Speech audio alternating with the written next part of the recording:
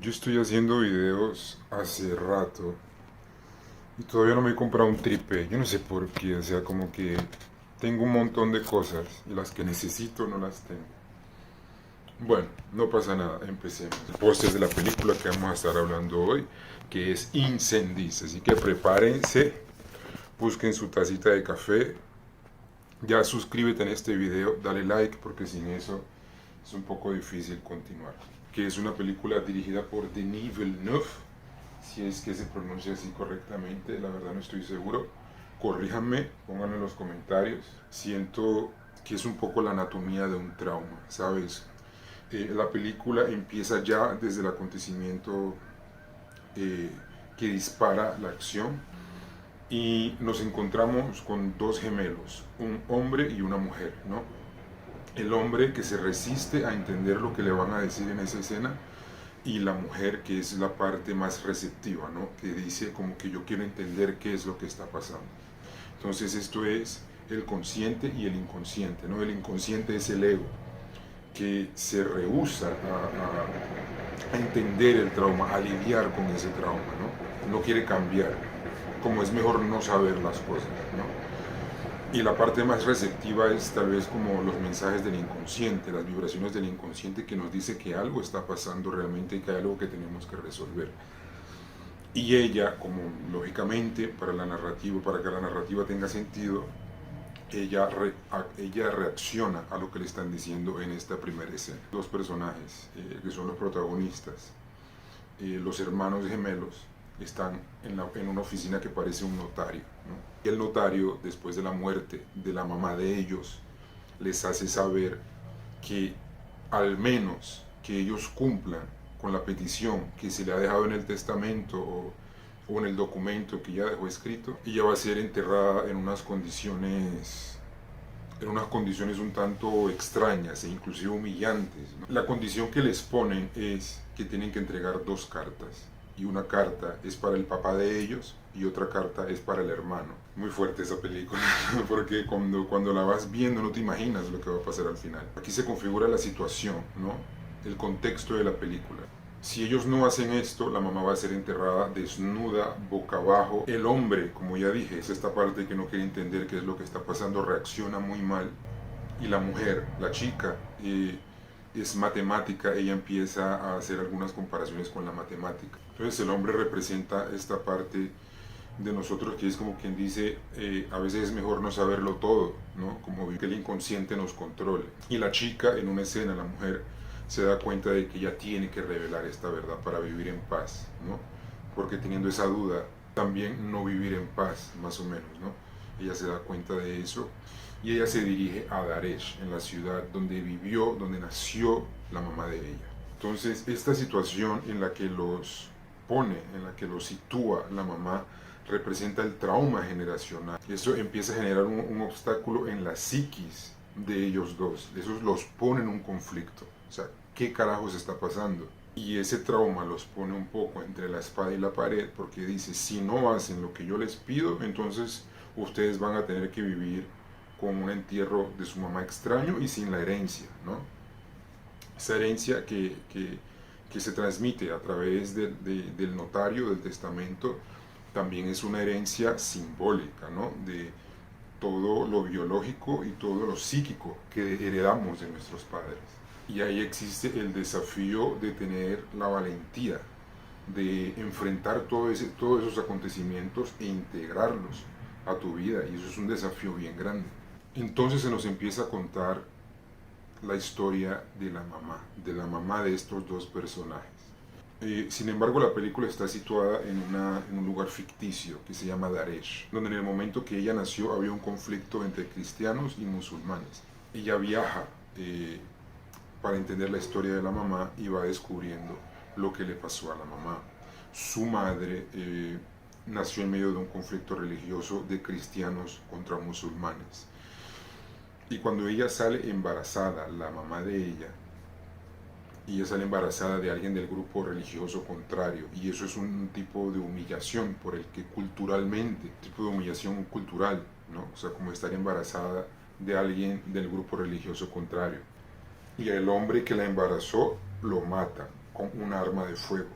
Nos damos cuenta luego que cuando el niño nace, el niño se convierte en un francotirador, y es un francotirador muy talentoso, el mejor francotirador. Y eso también es simbólico. Eso es una herencia de la violencia en la que murió el papá.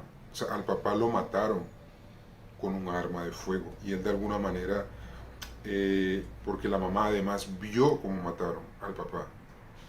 De alguna manera, el niño, por estar en la barriga de la mamá y de alguna manera también estar presente, aunque no haya nacido, todavía está vivo, está dentro.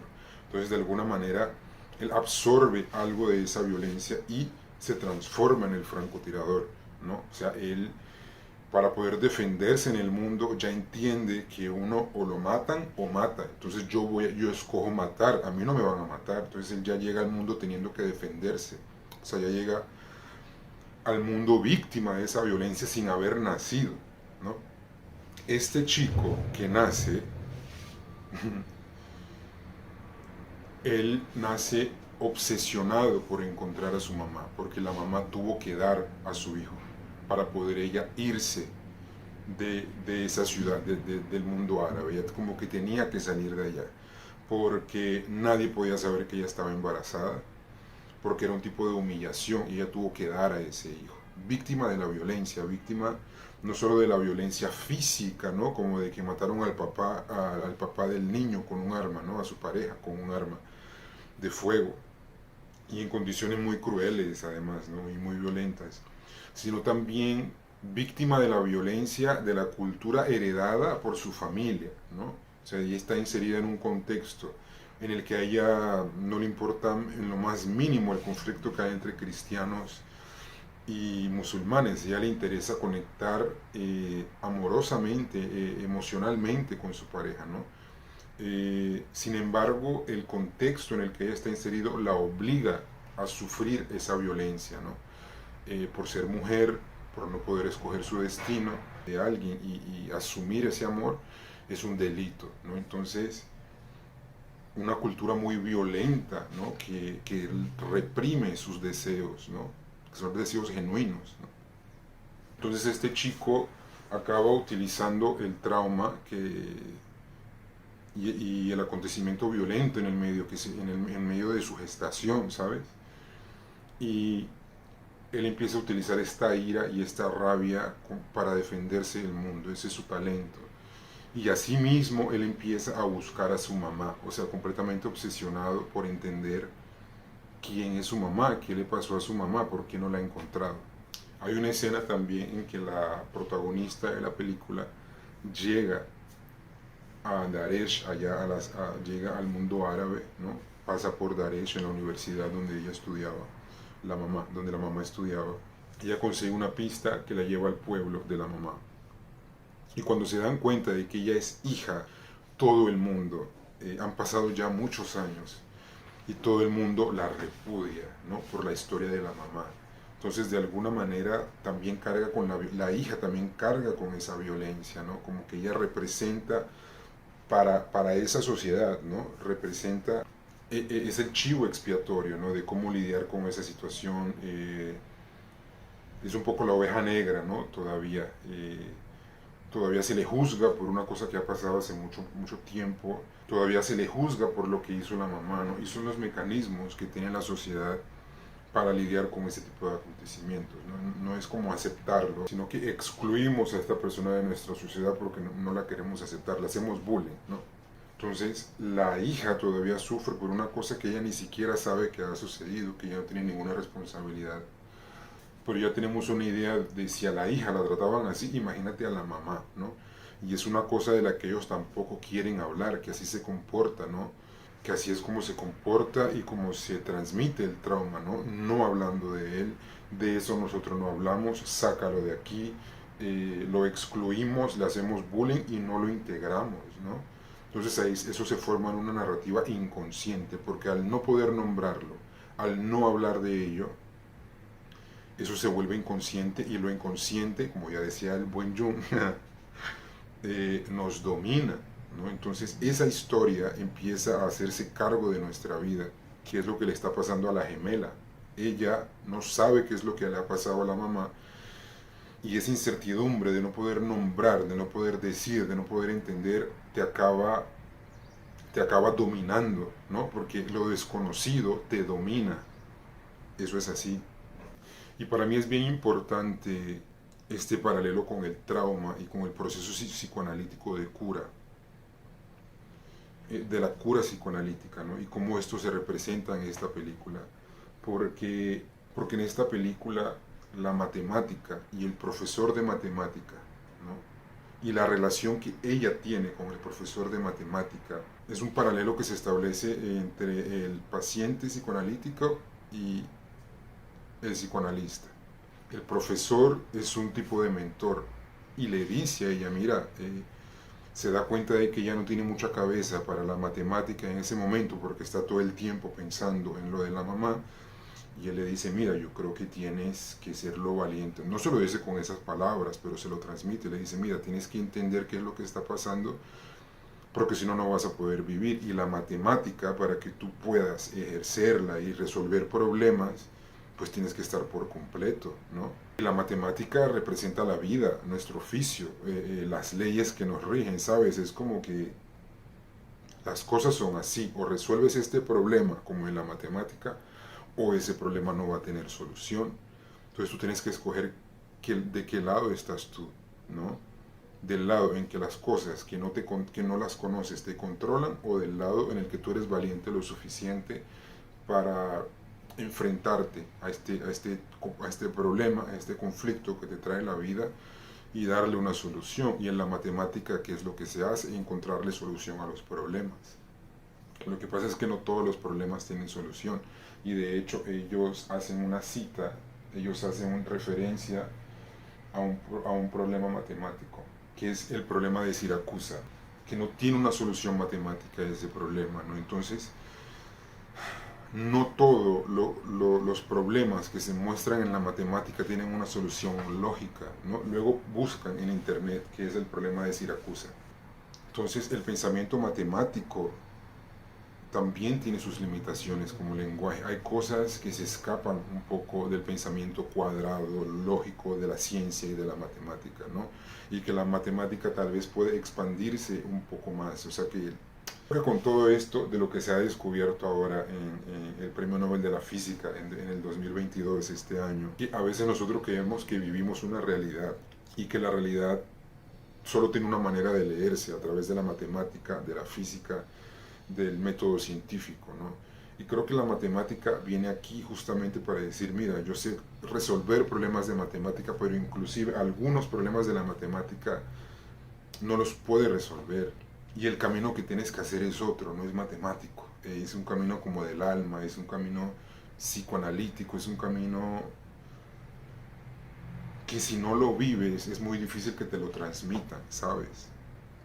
Y a ella le toca salir de su mundo cuadrado de matemáticas, muy analítico, y en determinado momento te das cuenta que con este problema la matemática empieza a hablar de cosas filosóficas. Entonces, ¿cómo es que la matemática, siendo tan cuadrada y siendo tan lógica y siendo tan científica, rosa, llega a los límites de cosas metafísicas, de cosas filosóficas, ¿no? Es como que inclusive la filosofía y la metafísica encuentran su camino para meterse en la matemática de alguna manera. O sea, no todo tiene una explicación tan cuadrada. Y ella empieza a entender esto, ¿no? A lo largo de la película. Cuando ella descubre lo que ha pasado, se da cuenta que el entendimiento que ella tiene que tener de todo es un entendimiento mucho más profundo para parar ya con la violencia generacional. Ella se da cuenta de lo que está pasando, de la narrativa que ella está viviendo, y se dio cuenta de todo el sufrimiento por el que pasó la mamá y la humillación, y wow, es muy fuerte, ¿no? Y ella decide asumir eso, incorporar eso, integrarlo a su vida, y decir, mira, ¿sabes qué? Yo entiendo lo que ha pasado, estuve buscando mis respuestas, soy lo suficientemente valiente para ver, ese problema, para entenderlo, para entender el impacto y el trauma por el que mi mamá tuvo que pasar. Yo lo entiendo, como que perdono a todo el mundo, incorporo eso a mi vida, a mi historia, pero yo no quiero repetir ya más la violencia. Estoy cansado, cansada de la violencia. Y eso es una cosa muy sabia, ¿no? Eso es una manera muy sabia de acabar con el problema. Decidir no continuar reproduciendo el modelo de violencia, porque eso es lo que causa la guerra. Y en este momento, con la guerra que estamos viviendo, nos damos cuenta de que nos falta esa capacidad abstracta, ¿no? De pensar, de entender cuál es el lugar de la paz, de entender cómo vivir una vida más tranquila y de intentar entender que para no perpetuar la violencia lo que tenemos que hacer es mirar hacia nosotros mismos y entender por qué estamos proyectando una guerra y la violencia en nosotros, por qué queremos violentar a los otros. Es probablemente porque nosotros hemos pasado por un proceso de violencia, ya sea personal, ya sea generacional. La violencia de alguna manera nos ha impactado y por eso nos comportamos de manera violenta, porque aprendemos de alguna manera a defendernos, ¿no? Yo no quiero continuar siendo víctima. Entonces, si yo tengo que escoger entre ser víctima o victimario, pues mucha gente va a ser el autor del crimen, ¿eh? Porque la gente también se cansa de asumir esa posición de víctima, ¿no?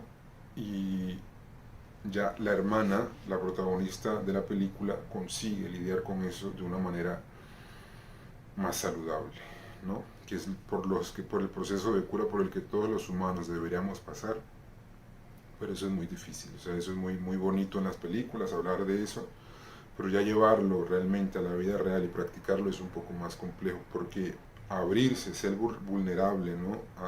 a descubrir toda esta historia que esta mujer tiene por atrás, es vivir la historia de violencia, encarnarla de nuevo, ¿no?